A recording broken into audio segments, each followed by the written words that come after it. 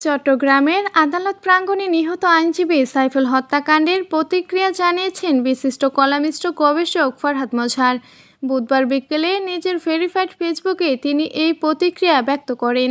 পোস্টে তিনি লেখেন, অ্যাডভোকেট সাইফুল ইসলাম আলিফকে যেভাবে নৃশংসভাবে কুপিয়ে হত্যা করা হয়েছে, তিনি শুধু তার নিন্দা করে ক্ষান্ত হতে চান না। অপরাধী বলে যে 6 জনকে ইতোমধ্যে সরকার শনাক্ত করেছে তাদের বিচার চান ফরহাদ। বলেন, সাইফুলের রক্তের সঙ্গে যদি কেউ বেইমানি না করে থাকে তাহলে বুঝতে হবে আওয়ামী লীগ ও ছাত্রলীগ বাংলাদেশে একটি দাঙ্গা লাগাবার জন্য প্রস্তুতি নিচ্ছে এবং তা কার্যকর করেছে।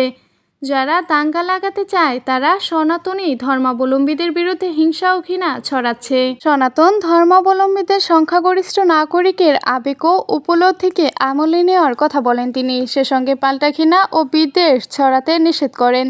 বলেন, বাংলাদেশের জনগণের ঐক্য ও সার্বভৌমত্ব রক্ষার ক্ষেত্রে ভূমিকা রাখুন। হিংসা বা দাঙ্গা আমাদের কারোই পথ হতে পারে না। তিনি আরও লেখেন, তরুণ ছাত্র জনতাকে আমি মনে করিয়ে দিতে চাই, যদি দরদে রাজনীতি করব বলে আমরা অঙ্গীকার করে থাকি তাহলে ঘৃণা হিংসা পরিহার করতে হবে, অপরকে দানব করে তোলা বন্ধ করতে হবে এবং সমাজের সকল পক্ষের মধ্যে আলাপ আলোচনা ও দ্বন্দ্ব মীমাংসার দ্বার উন্মুক্ত করতে হবে।